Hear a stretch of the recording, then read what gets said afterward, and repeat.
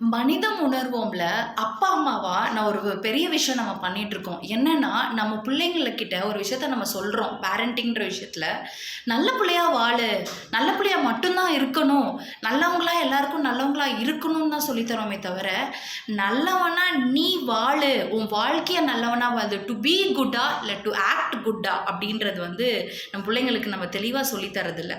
எப்படி நல்லவங்களா நடிக்கணுமா இல்லை நல்லவங்களா வாழணுமா? இதுக்கு ஒரு சின்ன 2 எக்ஸாம்பிள் சொல்கிறேன். நல்லவங்களா இருக்கிறாங்க அப்படின்னா, இப்போ எனக்கு சாப்பாடு இருக்குது, எனக்கு பசிக்குது.